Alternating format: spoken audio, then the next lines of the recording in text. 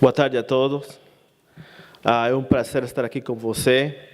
Infelizmente, meu português é muito fraco, então eu vou apresentar a palestra em inglês. Tá bem? Very good. Thank you for the opportunity to be here. I was asked to present on or help define Brazil's place in the global petrochemical landscape, and I want to thank Mr. Ricardo for his excellent presentation. You will find that Ricardo and I don't disagree on a lot of things because I think we see the same issues impacting the Brazilian petrochemical industry, but also the same opportunities, right? So what I'm going to do today is I'm going to very briefly divide my presentation into two. The first part of the presentation is going to focus on hot trends in the petrochemical industry globally. We'll talk about bullish crude pricing and its impact on feedstocks, and then later we'll find out why that is important to Brazil, of course. Shifting cracker margins in the U.S. industry and what that means. We'll talk about Asia's quest for refinery integration. Asia is faced with tremendous deficits all along the petrochemical chain. Growth in China and Southeast Asia is forecast to leave that region in deficit for the foreseeable future, right? So here's an opportunity for the Americas, not just the U.S., to be able to impact that market in a positive way. We'll very briefly touch on the trade tensions between the U.S. and, up until recently, friends, right? We're talking about Canada, we're talking about Mexico, of course China, but even the European Union, right? And what that might mean to Brazil and South America. From there, I'm going to be very brief with my comments on the Brazilian chemical market, given that Mr. Ricardo already discussed that at great length. I will focus a little bit on the Nafta dependence for petrochemical production here in Brazil, and also the issue that we're seeing with ethane imports, right? We'll talk about what polymer prices globally influence the region, and then I'll just recap it from there. And the first one, of course, is how rebounding crude prices have impacted the petrochemical feedstocks during the first half of the year, right? And what do I mean by that? Well, it's very easy to focus on how much crude has risen, and I'm going to let my colleague and much more experienced oil guru here, Isa Ramasamy, tell you about the oil markets. But what I can tell you is the obvious, right? Crude prices are on the rise. I'm showing you here our assessments for dated Brent and also the WTI Cushing, which are the global benchmarks, right? And what does this mean for petrochemicals? Well, if you think of it, Nafta, which is the main petrochemical feedstock used globally, or the most widely used petrochemical feedstock used globally, particularly in Asia, Europe, but also the main petrochemical feedstock here in Brazil, there's a strong correlation between crude and Nafta. So when crude goes up, guess what happens? Nafta goes up as well, right? So when we talk about oil prices at their highest level since late 2014, Nafta prices are also at their highest level since 2014, and it doesn't stop there, because then we have propane, for example, averaging the highest spot for our first half of the year also since 2014. And even ethane out of the U.S., which is now a source of exports for this natural gas liquid, is at a record high. Now, that doesn't have too much to do with with crude pricing, but nonetheless, it affects the petrochemical landscape, especially for countries like Brazil that are importing ethane from the U.S. And of course, there's a number of reasons why we're seeing this. Obviously, geopolitical tensions, production issues in key yet fragile countries that have prompted support, even as the U.S. at one point earlier this year, not too far removed from today, hit a record production of about 11 million barrels per day, right? That has since come down a little bit, and Isa will talk about it more, but I just wanted to mention that. The second global trend that I would like to highlight is the shifting of margins from the olefins plant to the polymerization unit. So cracker margins in the US have reached record lows, but integrated producers are not feeling the pain, and in fact are lining up to announce more projects. Just last week, we had P66, Phillips 66, which is a heavy investor in CP Chem, Chevron Phillips Chemical, talk in their earnings call that CP Chem is studying another world-scale petrochemical project, anchored by an ethane cracker in the U.S. Gulf Coast, post-2020. They just built one, and they just started a brand new 1.5 million metric ton ethylene capacity unit in Baytown, Texas last year. So here's a company that is already thinking not second, but even third wave of ethylene projects in the US. And this is what I mean by cracker margins. So in the blue, I show you the cracker margins using ethane as feedstock as calculated by PLATTS. In the pink, the propane cracker margins, or cracker margins based on using propane at feedstock. And the big loser there is in the yellow is the Nafta cracker margin. As you can see, since August of 2017, these have been falling precipitously. One of the reasons is ethylene prices in the US have hit all-time lows, or at least record lows, since PLATTS began assessing almost 20 years ago. But why does this not matter to the integrated producer? Well, because it just means that even if ethylene is under 15 cents a pound, which since we are in Brazil, let's talk about it in dollars per metric ton. That's $330 per metric ton. But spot polyethylene for export is around 53 cents per pound, or about $11.68 per metric ton. You can see that the margin's there. Okay, even if you calculate $200 for polymerization of the ethylene, or the processing of ethylene, the margin is huge. We're talking about ethylene prices. Again, if the price is $300 per metric ton, the cost of feedstock in the US today is around $250 per metric ton, which is very, very competitive. Now, the depressed ethylene prices are hurting some producers. Now, the producers that are feeling most of the pinch are those that we like to call merchant sellers, right? These are producers that produce ethylene but don't use it for any other downstream applications. And one that comes to mind is the Nova cracker in Geismar, Louisiana, which if you have been in the industry for a long time, this is the old Williams cracker in Louisiana. But there are others. Eastman Chemical, for example, in Longview, has 4 small crackers. They operate 3 of them, and they operate them on propane because their main need is propylene.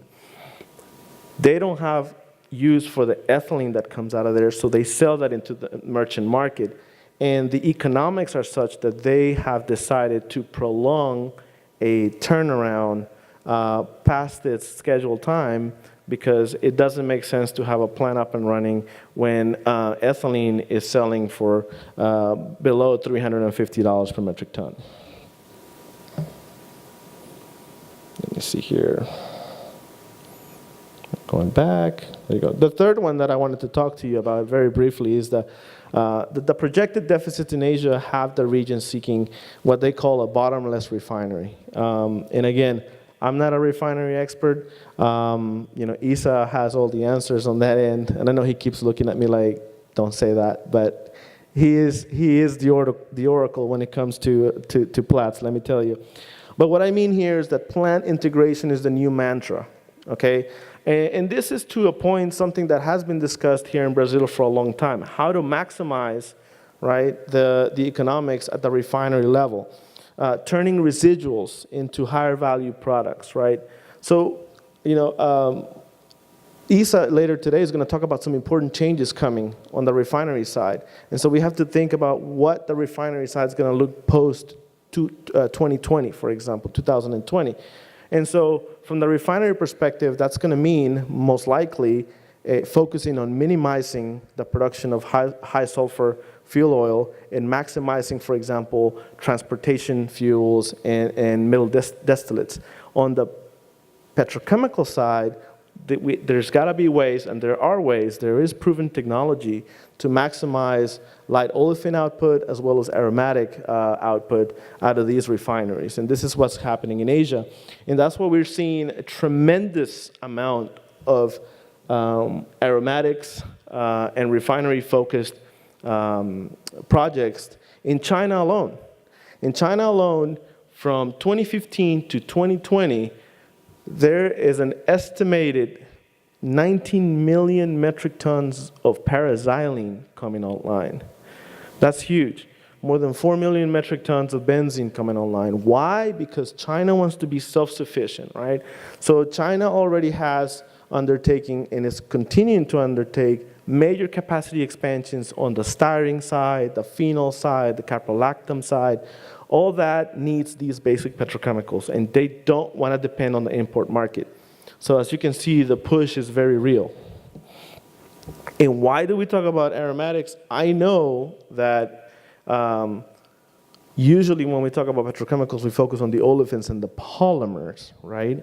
But the aromatics are also a key component in the petrochemical spectrum. Of course, the aromatics can come from the cracker side of things in green, but a lot of them, and especially in the U.S., come from the refinery side, because in the U.S. we crack very light. And when you crack ethane or ethane propane, or even propane, your aromatics co-product credit is rather limited. If we look at the aromatics on a closer view, and I know, Ricardo, you included something a little bit more detailed and a lot prettier because it has pictures and things like that. But basically, what I want to highlight here is the fact that out of these aromatics, we get key components in our daily lives, such as polystyrene, such as caprolactam, such as polyurethane, right? And in Asia, a huge one, which is polyester fibers, right? PET, as we know it here in the Americas, in the US, perhaps not so big on fibers, but very big in the bottling industry, right? The food packaging industry, so very important to keep an eye on those.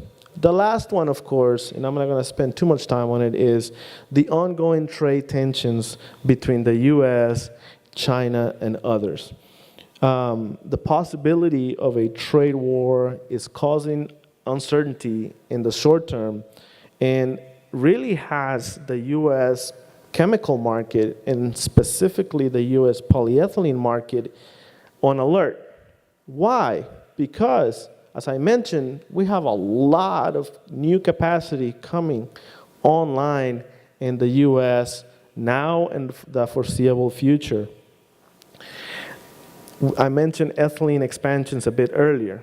A lot of that ethylene, most of that ethylene, you could argue, will go toward the production of polymers, mainly polyethylene, right? Although there are some PVC producers that are integrating their capacities, such as Oxy and Mexichem, such as Shintech, such as Axial, right? But these alone, what I'm showing you here is just polyethylene capacities coming online. They either have come online over the past year and a half or are due to come online. And guess what? The U.S. is already an exporter of polyethylene. The U.S. is already long on polyethylene, so it has to look for exports to be able to realize that feedstock advantage afforded to them by the shale gas boom. So what happens? They want to look at Europe. Okay, only certain companies will probably be successful in Europe. Those that already have either operations there or a distribution channel map that is successful. I can think of Dow, for example. I can think of LyondellBasell, for example. To some degree, Exxon. But that leaves the Americas. In South America, even if we project a deficit at around 2 million metric tons a year over the next 7 to 10 years, that's not enough to handle all that's coming from the US. So the US will naturally have to look at China, because China and Asia, Southeast Asia, are going to be severely short. Why am I talking about this in trade? Because just yesterday, Mr. Trump, our dear president, announced that he would seek to increase tariffs on $200 billion worth of goods from China from 10% to 25%. And China has promised to retaliate. Already China has talked about imposing tariffs on certain chemicals, including some precursors to the PVC chain, and guess what? Some grades of polyethylene. So if we were to go to war or trade war with China, this strategy of maximizing feedstock advantage through exports could take a huge dent if China is not a market that US producers or sellers can cater to freely. Very quickly, because this was already covered, where does Brazil stand in all this? Well, it's a major chemical market and growing. There's a reason why all these foreign companies are here trying to do business, because the demand is here. You have a growing population. You have a growing middle class. Yes, we're trying to crawl back from our recession and some times of economic crisis, but the future shows that the growth is going to be there. Again, as Ricardo mentioned, ranked 8th in 2016 in a global industry worth about $5.2 billion. The chemicals amounted to 10.4% of the industrial GDP in 2015 and 10.8% last year, right? And if we look at Brazil as part of BRICS still, the BRICS in 2016 accounted for over 45% of all chemical sales globally. Okay, so it's still a very important block of countries. It is the largest producer of chemicals. It is the most integrated producer of chemicals in Latin America. I won't go complex by complex because that has been done already. But I can tell you, after the United States, Brazil is, a largest producer in the Americas of ethylene, of PE, huge producer with major markets to cater to in the Americas and beyond. Brazilian companies such as Braskem have footprint not only here, but also in Mexico now with Braskem Idesa, in the US and in Europe. So, but the problem here is that it is heavily dependent on imports, as has been mentioned. Yes, the deficit dropped from all-time records from a couple of years ago, but a lot of that had to do with the recession, lack of demand, not necessarily because we did anything to improve our balance. So you can expect this to rebound in the coming years. As I mentioned, Braskem is a major supplier of polymers to the region, and it's also an exporter of propylene. Brazil could be self-sufficient in polymers, but there are exports. Therefore, we also have external players and imports that play into it. PLATTS, for example, has been tracking the Brazilian polymer import market for about 7 or 8 years and has its finger on the pulse. For these pricing, our pricing is referenced globally for imports of PE and PP into this beautiful South American country. In addition, of course, Braskem is the main player and the producer of PE and PP here, but you also have the likes of Dow which has production in Argentina, and depending on whom you ask, they have around a 15, 17, or even 20% market share, again, depending on whom you ask. So it's a competitive market. It's a competitive market. Brazil also exports aromatics, mainly to the US and Europe. It does import paraxylene. This market structure flipped a few years ago with the startup of PQS, which is now owned by Alpec. Here's the kicker. A lot of the naphtha that is imported for the production of petrochemicals, a lot of the naphtha used for the production of petrochemicals is imported. That puts Brazil at a disadvantage, okay? The Brazil naphtha price for import is based on a European price assessment, and it's sold at a slight premium. Ethane is also imported now as Braskem aims to diversify its feed slate. But we have some issues with ethane, which I'll mention here very briefly. And lastly, a big chunk of that chemical deficit in Brazil has to do with the fact that it's a huge importer of agrochemicals, fertilizers, et cetera, et cetera. So here's the challenge with the naphtha. Aside from the fact that we have to import naphtha for petrochemical production, naphtha is at a disadvantage to our North American cousin or friend in the US. What I'm showing you here is the price of Japan naphtha.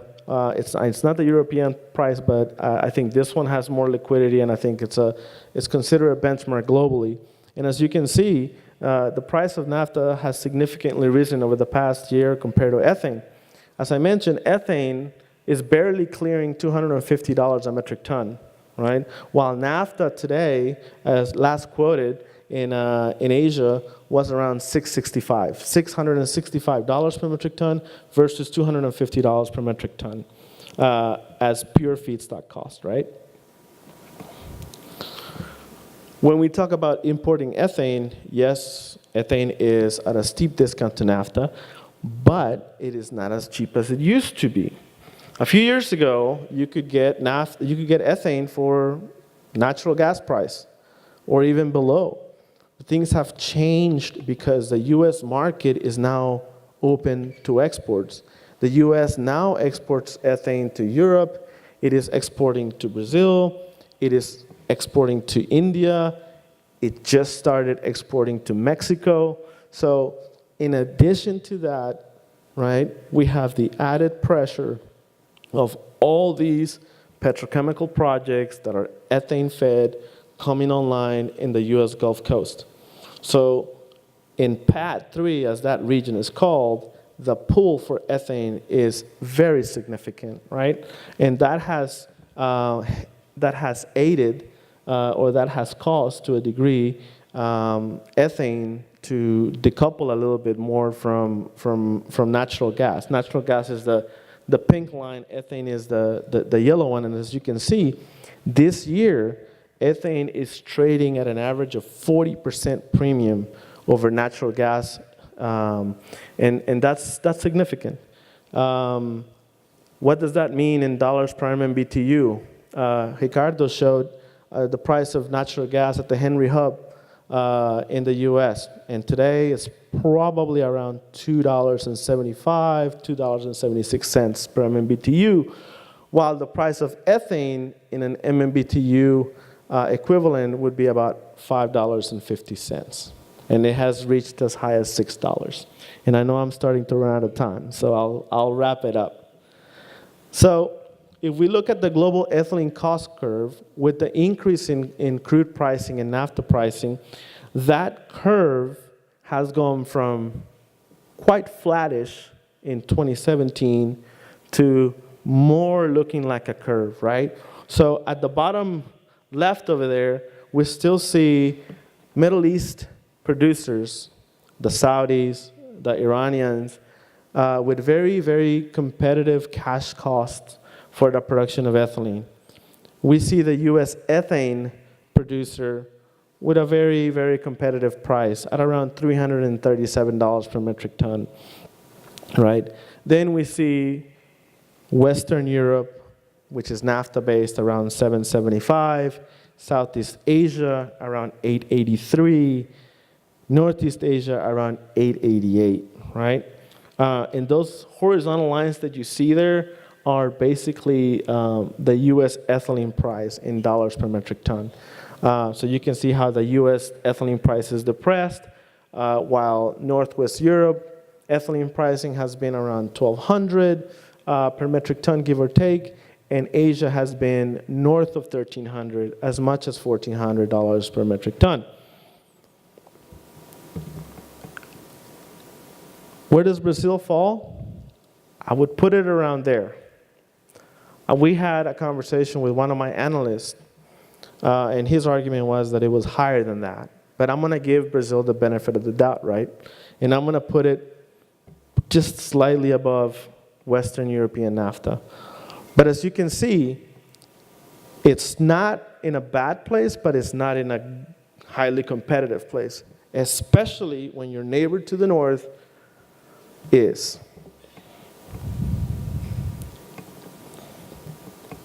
Now, cracker margins globally in Europe and in Asia have benefited from strong ethylene price, as I mentioned. The yellow is the ethylene price in Europe, the pink in Asia, while the US has cratered, right? This has helped keep polyethylene margins, polyethylene prices rather strong, right? So the price of polyethylene right now, today, I would guess, as an average, is between 1,150 and 1,250 per metric ton, right? But what happens if this price falls, right, as more capacity comes online? That is the big question. The margins right now for chemical production have shifted from the cracker to the polymer unit, right? But what happens if that polymer price falls? And that is the big question facing not only buyers in Latin America, but also producers, because we know that the US is stocking up on product, the inventories are increasing. The market, to some degree, has been expecting a drop in price for quite some time, and they just haven't seen it, right? So that's what we're going to be monitoring from now on. And that could have implications for Brazil as well, right? More PE coming into the country from the United States, even more so if we were to have a full-on trade war with China, I would argue. And that could turn pricing really interesting in a quick hurry. So some key takeaways, since I have to go and make room for Mr. Isa Ramasamy. I'll leave you with this. Refined and petrochemical ties are strong, and they stand to strengthen further as there is a global push for further refinery integration and making use of those residuals and turning those residuals into high yield products or higher yield products. I think Brazil possesses all the links along the chain, but its industry is hampered by feedstock issues. Just yesterday, I had a conversation with some research analysts at a major bank here in Brazil, and I asked them, because I'm all ears on this issue, what is the main thing stopping investment from coming to Brazil? And they said, feedstock issues, feedstock availability, right? Because if you have to import the feedstock, you're in a bad spot already. Lack of investment, also, as the country rebounds from a recession, high interest rates, right, are an issue as well. The fact that some foreign companies might see investments safer in places like the US, which have a strong economy at the moment, that have plentiful of infrastructure, where the know-how is there, where the trained workers are there, et cetera, et cetera, et cetera. A lot of things that have to be taken into consideration here. As such, until the feedstock issue and the investment issue are not resolved, the dependence on chemical imports won't be going away anytime soon. I would argue that the first thing that Brazil needs to address is the increase in production, which thus would help with the feedstock issue. The import market here in Brazil tracks the U.S. and to some degree Asia very closely. Asia really sets the global price, but the U.S. has a lot of influence in the region because of proximity. Although domestic pricing has shown signs of independence. About 2 years ago, we launched domestic price assessments for polyethylene in Brazil, and you would be surprised some of the trends that we have been able to see, and I can speak to you about that if you're interested later after this. And obviously, to end, I think that if we can get something sorted out, that the fact that Asia is projected to be severely short almost all chemicals and all polymers here for the next at least 10 years, I think it represents a huge opportunity, right? And with that, I'm going to skip the commercial here for Polymers Can Latin American edition. I can tell you all about it if you're interested, and I will say muito obrigado. Thank you very much.